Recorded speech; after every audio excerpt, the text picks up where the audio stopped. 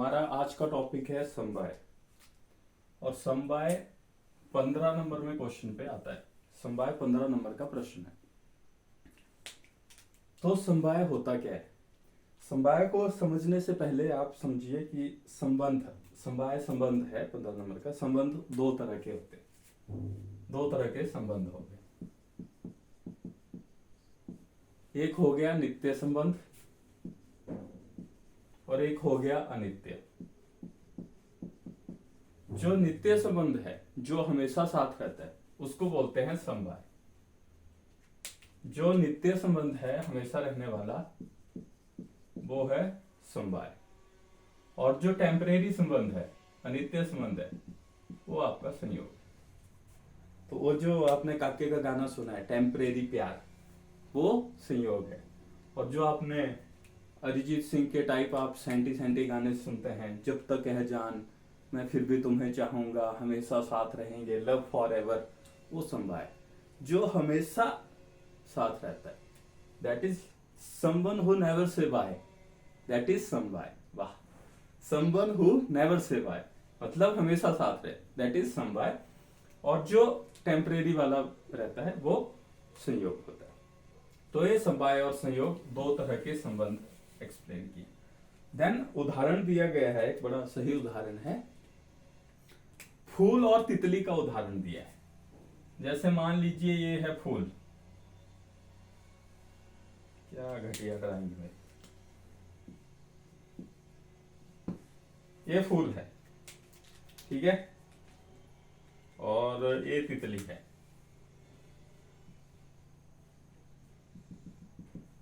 मेरी घटिया ड्राइंग को माफ कीजिए। तो तितली, ये तितली है और ये दो फूल है। तो तितली कभी इस फूल पे बैठेगी, कभी इस फूल पे बैठेगी। तो तितली का जो फूलों के साथ संबंध है, वो है टेम्परेरी। बट तितली का जो इसके रंग के साथ संबंध है, वो है परमानेंट।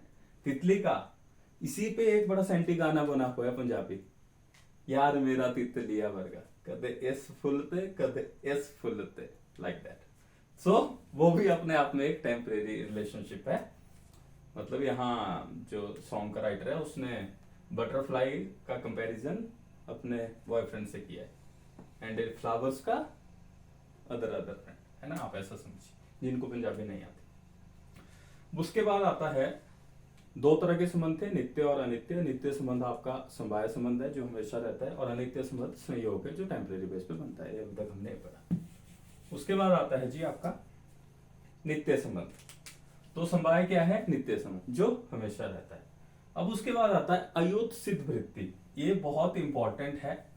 कई बार समवाय संबंध की जगह क्वेश्चन ही ऐसे आता है कि अयुत सिद्ध वृत्ति के बारे में लिखिए। 5 नंबर में, 15 नंबर में, 2 नंबर। तो अयुत सिद्ध वृत्ति अगर 2 नंबर में आए तब तो आपने छोटा एक्सप्लेन करना है। अगर 15 नंबर में आया तो आपने पूरा समवाय संबंध उस पर एक्सप्लेन करना। अयुत सिद्ध वृत्ति क्या होती है? दो पदार्थ हैं, वो एक दूसरे के आश्रित रहेंगे। दो पदार्थ एक दूसरे के आश्रित रहेंगे जब तक नष्ट नहीं हो जाते। दो पदार्थ, पदार्थ 1 पदार्थ 2 आपस में आश्रित रहेंगे जब तक नष्ट नहीं हो जाते। ये बाजीराव मस्तानी वाला सीन है। बाजीराव ने मस्तानी से इश्क किया है, अय्यासी नहीं, लाइक दैट। तो बाजीराव मस्तानी आपने मूवी देखी होगी। एट द एंड जब दोनों की डेथ हो जाती है, तभी दोनों का साथ छूटता है, नहीं तो तब तक वो पूरा साथ रहते हैं। तो दो पदार्थ एक दूसरे में आश्रित रहते हैं, दो पदार्थ हमेशा साथ में रहते हैं जब तक नष्ट नहीं हो जाते। जब तक है जान, तब तक साथ रहेंगे। तो ये अयुत सिद्ध वृत्ति है। दो पदार्थ आपस में आश्रित रहेंगे जब तक कोई अवस्था नष्ट नहीं हो जाती। ये आपका अयुत सिद्ध वृत्ति है। उसके बाद आता है आपका चरक आचार्य की समवाय की डेफिनेशन। वो है समवायो अपृथक भाव भूम्यादीनाम गुणैर्मतः स नित्यो यत्र हि द्रव्यम न तत्र अनियतो गुणः। समवाय अपृथक भाव है। अपृथक भाव वो भाव होता है जो अलग नहीं किया जा सकता, अलग नहीं किए जाने वाला भाव। समवाय अपृथक भाव है भूम्यादीनाम। भूमि मतलब ये आपका द्रव्य और पंच महाभूत, पृथ्वी आदि।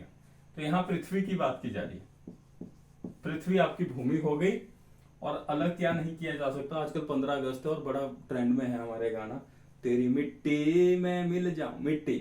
और मिट्टी में एक चीज मानी जाती है, बड़ी आता है पुराने, मिट्टी की खुशबू। ठीक है, तो मिट्टी पृथ्वी महाभूत, और खुशबू गंध। गंध एक खुशबू ही होता है, गंध की कई टाइप है, खुशबू भी होता है, बदबू भी होता है, बट मिट्टी की खुशबू, मिट्टी मतलब पृथ्वी, और गंध मतलब, तो पृथ्वी द्रव्य और इसका जो गुण है गंध, इसको अलग नहीं किया जा सकता। अपृथक भाव आप अलग नहीं कर सकते हैं भूमि आदि के गुणों को। जो पृथ्वी है उसका जो गुण है गंध, उसको आप उससे अलग नहीं कर सकते। जो अपृथक भाव है, जो सेपरेट नहीं करने वाला जो फील है, इसी को समवाय संबंध बोला है। यह नित्य है, हमेशा रहता है, आपने पहले भी पढ़ा हुआ। द्रव्यम न तत्र अनियतः गुण, जैसे द्रव्य में गुण और कर्म रहते हैं, द्रव्य में गुण और कर्म भी समवाय संबंध से रहते हैं। द्रव्य में हमेशा गुण और कर्म साथ साथ रहते हैं। तो ये आपका समवाय का डेफिनेशन था।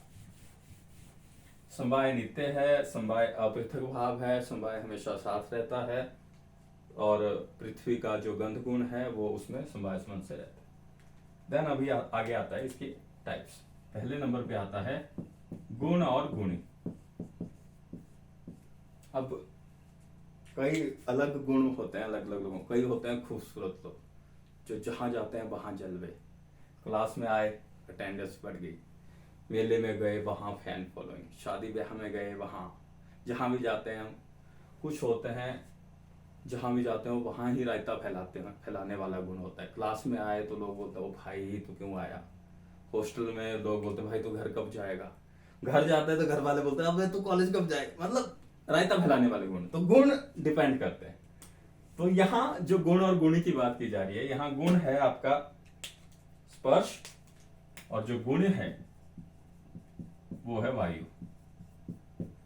टच देखिए, टच करके देखिए, टच मतलब स्पर्श। वायु का पता आपको टच करके ही पता चलता है। हवा चलती है, ठंडी ठंडी हवा फील आती है, टच करके पता लगता है। एसी की हवा, पंखे की हवा, सारी हवाएं टच करके पता लगती है। तो वायु गुणी है, स्पर्श इसका गुण है। इन दोनों का आपस में संबंध समवाय संबंध है। गुण और गुणी आपस में समवाय संबंध से रहते हैं। स्पर्श और वायु का आपस में समवाय संबंध है। इन दोनों को आप अलग नहीं कर सकते। ये पहला पॉइंट है। गुण और गुणी में आपने इतना लिखना है। गुण आपका स्पर्श हो गया, गुणी आपका वायु हो गया, दोनों में समवाय संबंध। उसके बाद आता है जी अवयव एंड अव्ययी। अवयव होता है एक पार्ट या धागा मान लीजिए, और अव्ययी होता है पूरा पूरा हिस्सा, बड़ा हिस्सा, कंप्लीट मान लीजिए आप इसको। अव्ययी छोटा पार्ट और अव्ययी पूरा। तो धागा यहां आप इसको मान लीजिए कपड़ा। हरा हरा रंग बढ़िया मैच हो रहा है, देखो बोर्ड पे भी। तो ये जो मेरी कमीज है ये कपड़े से बनी, ये धागे से बनी हुई। ये जो कमीज का कपड़ा है ये धागे से बना हुआ है। तो धागा एक छोटा पार्ट हुआ और कपड़ा एक पूरा हुआ। अगर आप इस कमीज से धागे खींचना शुरू करेंगे तो कमीज फट जाएगी। धागे खींचेंगे कमीज फटेगी। कंटिन्यू आप धागे खींचते गए खींचते गए खींचते गए, कमीज खत्म। तो यही धागे और कपड़े में आपस में समवाय संबंध है। अवयव और अव्ययी में आपस में समवाय संबंध है। अगर आप धागे को नष्ट करेंगे तो कमीज और कपड़ा भी नष्ट हो जाएगा। यही समवाय संबंध का इंपॉर्टेंस बताया। पहले गुण और गुणी की बताई थी, अब अवयव और अव्ययी की बताई थी। अवयव धागा, अव्ययी पूरा कपड़ा, ये बताया। उसके बाद आता है आपका व्यक्ति और जाति। व्यक्ति और जाति ये तीसरे नंबर पे है, और व्यक्ति यहाँ पे मनुष्य है और जाति यहाँ मनुष्यत्व है। इसको और बेटर तरीके से आपने अगर समझना है तो इंसान और उसकी इंसानियत, ह्यूमन और ह्यूमैनिटी। अगर इंसान में, तुम्हारे में इंसानियत नहीं तो तुम्हें जिंदा रहने का हक नहीं। ऐसे डायलॉग तुमने सुने होंगे। तो वही व्यक्ति और जाति। इंसान है तो आप में इंसानियत होनी ही चाहिए समवाय संबंध से। इंसान में इंसानियत होती है, मनुष्य में मनुष्यत्व होता ही है, ह्यूमन में ह्यूमैनिटी होती ही है समवाय संबंध से। यहाँ इंसान और व्यक्ति और जाति का समवाय संबंध बताया गया है, जैसा इंसान और इंसानियत में। देन फोर्थ पॉइंट आता है हमारा फोर्थ पॉइंट आता है विशेष एवं नित्य द्रव्य। यहां आपका वही पुराने वाला आएगा। पृथ्वी में कौन सा गुण रहता है? गंध गुण। तेरी मिट्टी की खुशबू वाला। पृथ्वी में गंध गुण समवाय संबंध से रहता है।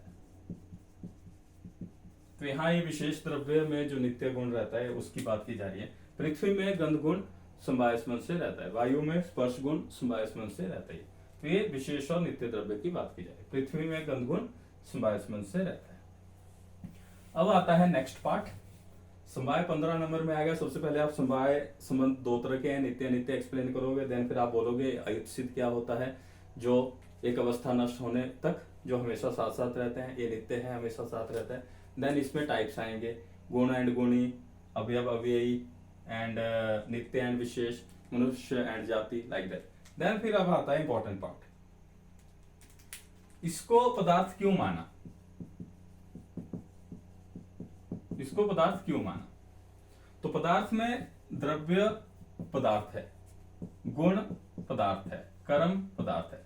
द्रव्य पदार्थ है, सत्य है, गुण पदार्थ है, सत्य है, कर्म पदार्थ है, सत्य है। गुण और कर्म समवाय संबंध से द्रव्य में रहते हैं, सत्य है।